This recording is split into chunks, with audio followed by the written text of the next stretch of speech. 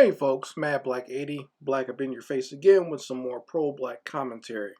I saw an interesting news story the other day on MSNBC that was talking about how an agency that handles a lot of our nuclear defense launch codes and everything else, they got big time cyber hacked last week. And the way MSNBC is reporting it, it was a massive cyber attack that got a couple of different major companies and government facilities, and they're blaming it on the Russians. I'm not going to say that's entirely true. I'm going to think that just because there's a large hacking attack, it doesn't always mean that it's coming from another government. That's possible, and it does happen, but there are some uh, crazy mofos out there. There are people who are just very industrious who like to hack into things like that out there. I know because I used to. I would never call myself a hacker, but I used to be very much into programming and everything else back in the day. And you start learning about the different types of cyber attacks. And like I said, there are people out there who are just bored and industrious who will hack into whatever facility they can jump into just to see if they can do it. Not even saying they're going to steal anything, but apparently these people did steal a couple of things here and there.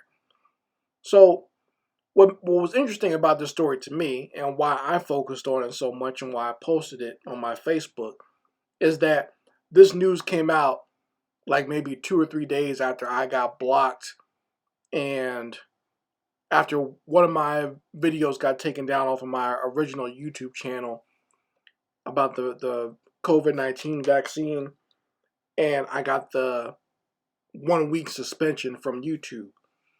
So no sooner as I saw that, that's when I saw this story.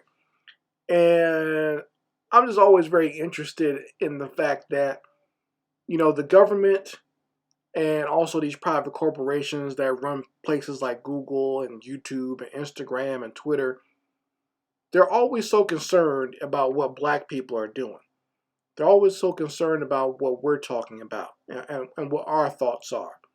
They're always concerned about us, black identity extremists, as what they call us, right? They're always concerned and always looking into what we're saying.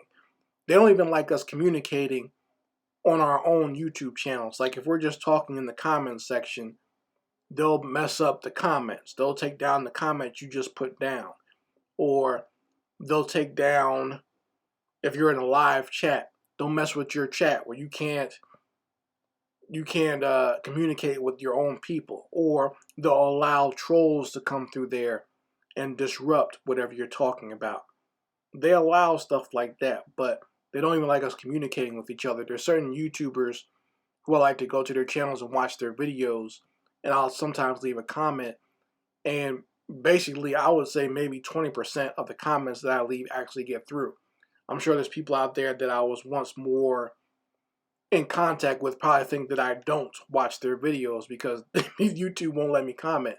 I'm talking about people like the Radical Home Sister or Lashid for You or uh, what's his name, the Bunker. They probably think that I don't watch all their videos. I actually do watch all you guys' videos. It's just that YouTube will mess with the comments. Turian Rain is another one that I would usually comment on his news stories.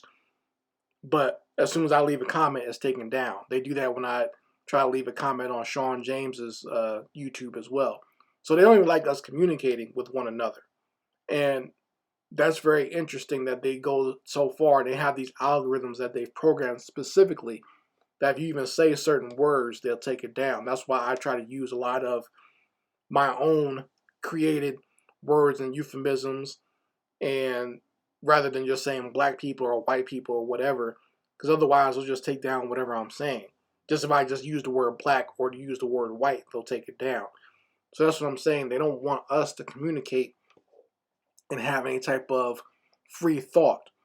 But in them paying so much attention to us and what we're doing, these hackers were allowed to hack in to a nuclear facility.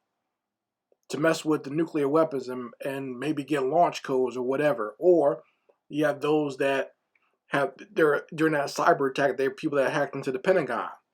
There are people who hacked into Microsoft.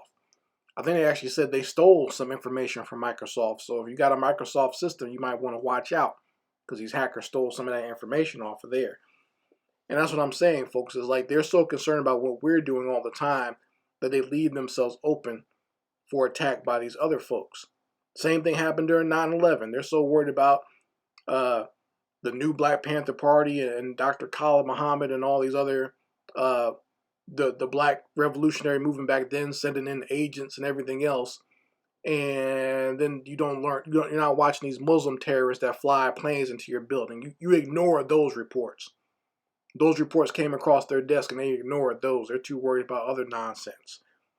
Uh, During the 40s, they're worried about these forward black movements of black people getting together and building their own businesses and stuff like that and asking for more rights.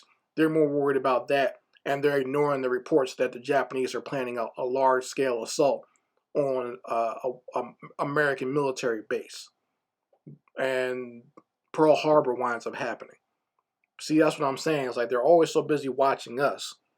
They're worried about black revolutionary movements during the 60s and putting plants in our organizations and assassinating our leaders, putting drugs in our community, and then don't realize that the drugs are going to spread out, and now it's gotten into their communities as well, and it has destroyed some of their communities as well. In fact, they're reaping what they sown now with this heroin and opioid epidemic they're experiencing now in America.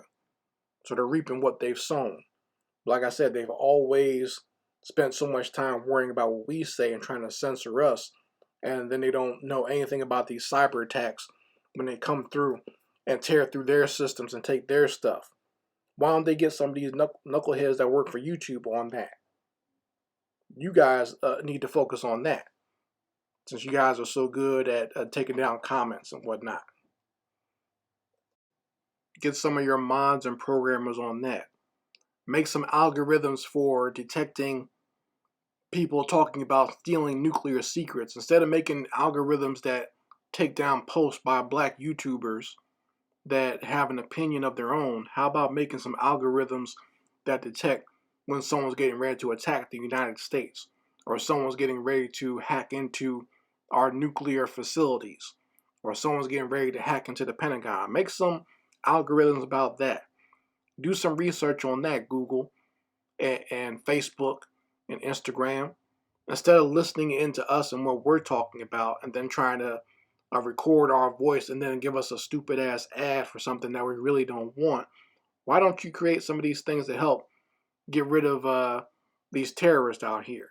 How come you can never catch any of these white boys who are about to launch these mass shootings?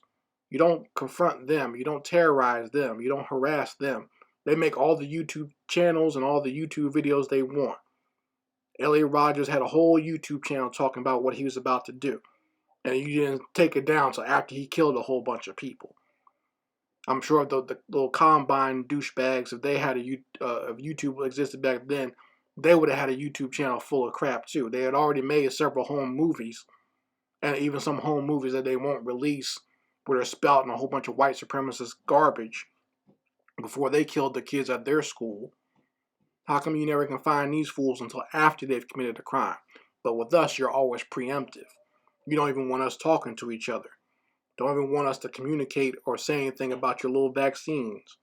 But you can't find these terrorists, you can't find these white boys, and you can't find these rival countries who like to hack in to your systems.